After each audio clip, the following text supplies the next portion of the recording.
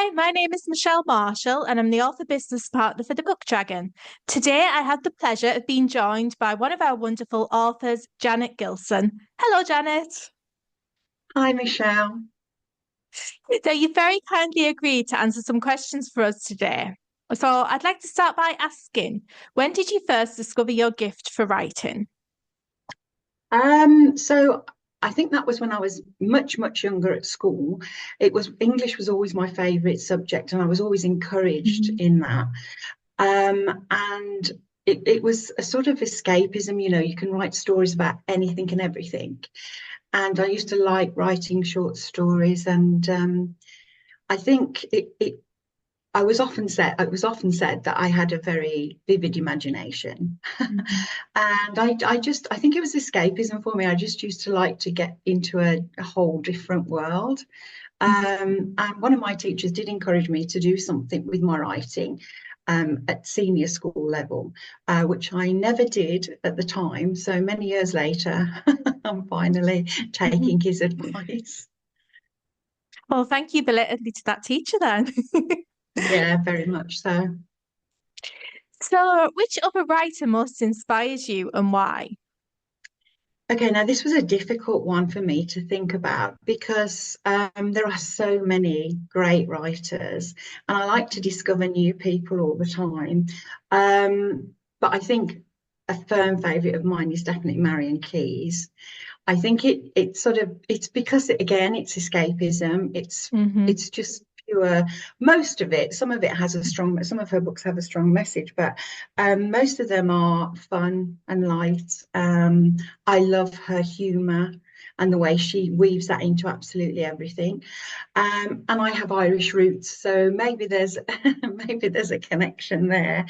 Um, but I've discovered some new authors this year, and I do like to try anybody that's coming onto the scene, sort of new, completely new authors. So yeah, I mean, I tried Richard Osman this year and I found his work exceedingly good. I really enjoyed that. It's not really my genre, sort of murder mystery kind of things, but yeah, that was great as well. But I think Marion Keyes would be my all-time favorite. Oh, good choice. And obviously, Richard writes about pensioners, and you have a new book out named Pensioners Behaving Badly. So, could you just summarize Yeah. the premise behind the book for our viewers? Okay, so it's kind of a satirical, light-hearted look at life after 60. I think as we grow older, there's a tendency to sort of write us off to say, oh, well, they're old, what do they know? And I think it's kind of like we become invisible in a way. And Mm. I think we're in a youth-obsessed society, youth-obsessed social media, and I think we do make a huge difference. I think we have vast knowledge, vast life experience, and we've got still so much to offer to Mhm. anyone and everyone, really. So that was really, I thought, let me put together something. All my books have been based on my life, really, and this is where I find myself at the moment, over 60. And I thought, let me also throw this open to other people and say, what would you like to add to the book? What would you say? And what advice would you give? What stories have you got about things that have happened to you after you've turned 60? So the book is just divided into four sections. It's advice, confessions and guilty pleasures, tall tales and anecdotes, which are like short stories, and then inspirational people. Inspirational people are famous people and not so famous people that have achieved greatness after the age of 60.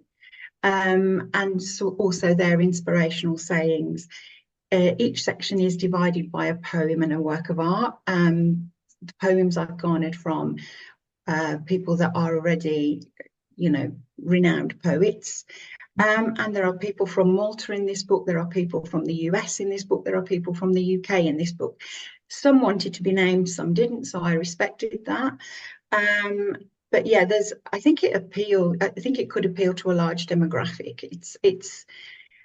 It's not because it's pensioners behaving badly, it's not just for pensioners, because the Yeah. stories we tell and the advice we give is actually aimed at people that are younger than us. so that they Hmm. can kind of take that on board and maybe learn a bit from our experience and our mistakes. So yeah, it's I think it's a lovely book that you can just leave on a coffee table, which would perhaps inspire conversations. It's a lovely gift to give for somebody who's having a special birthday, any Hmm. birthday really, but anybody retiring, Christmas is coming. So I just think it's a Yeah. lovely gift. And I think I wanted to do something a bit light and a bit more fun this time.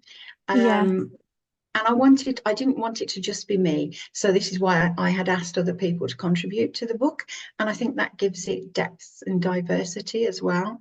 So yeah, I'm really happy with all the people that have contributed as well. So Fantastic. And yeah, I definitely agree. It makes a perfect gift as well as buying it for yourself. So, what's your favourite extract from Pensioners Behaving Badly and why? well, I have a couple really, and I love almost everything in this book. But this book is dedicated to my mother who passed away last year. Hmm. So I wanted to dedicate it to her, because obviously she was a pensioner. And I've put in the book, I've put in one of her sayings, which was make the most of every day. No one knows what's around the corner. And that comes under advice. And she used to say that all the time.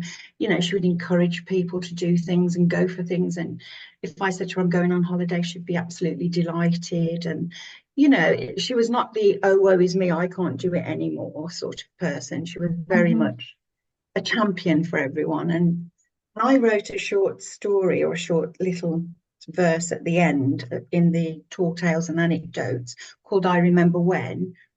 And the first line is, I remember when we laughed at you for not being able to open a jar. And basically, this is like a little tale about my mom, um, and saying, I remember these things that happened to you that I took no notice of or made fun of, but now here I am. And in fact, at the end, I'm saying hindsight is a wonderful thing. This is now my world too. And I'm sorry that I didn't listen or show more patience because this is me, slowly sinking into Oh, that black hole, wow. being sucked into that vortex, hanging onto the edge Hmm. by my fingertips. I suppose that's a bit dramatic, but obviously it's poetic license.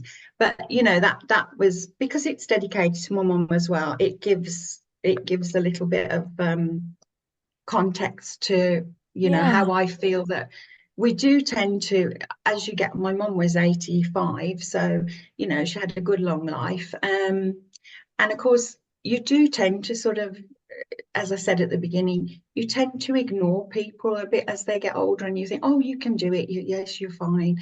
And we don't take into account, although this book is very much based on we can do everything, there comes a stage obviously when we can't.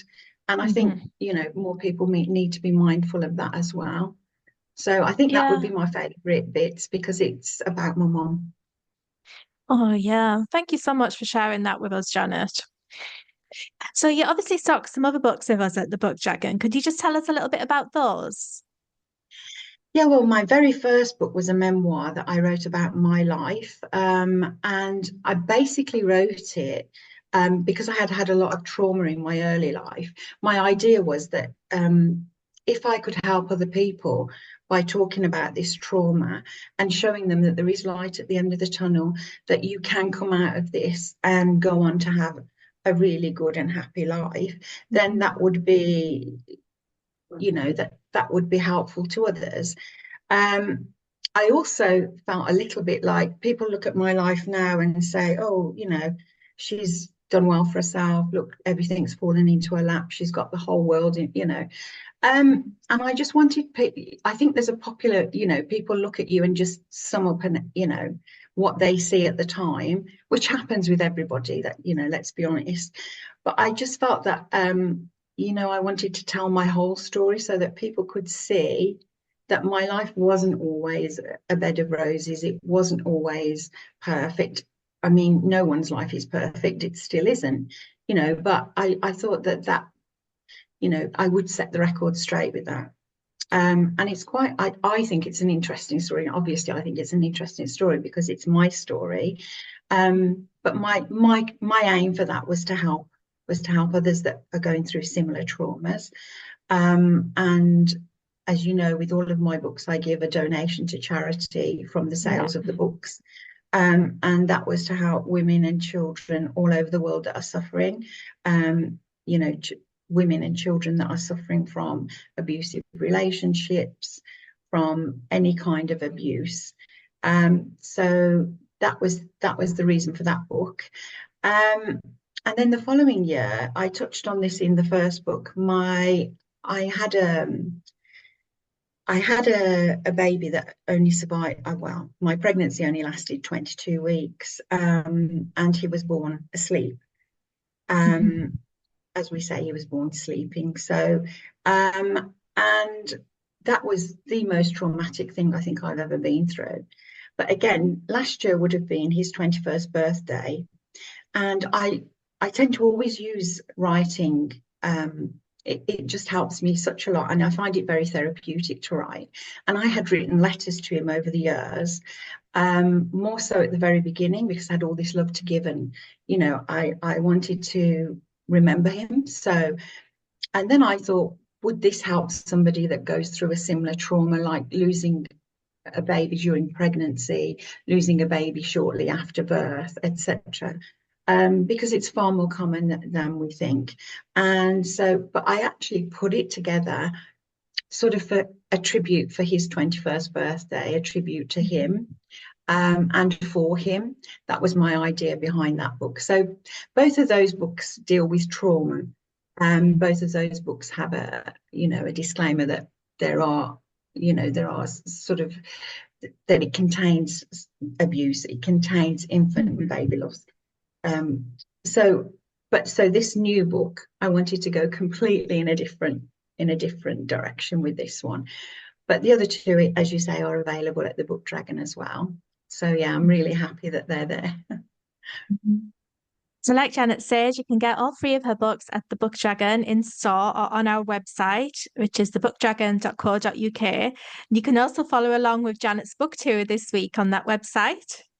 And she has a book signing with us on Friday, December the 13th between 12 and 2 p.m. at the Treehouse Tea Rooms on Silver Street, which is above Lulu's Gifts. So hopefully we'll see you there. Well, thank you so much for joining us today, Janet. It's been an absolute pleasure to chat to you about you and your work. Thank you, Michelle. Thank you very much.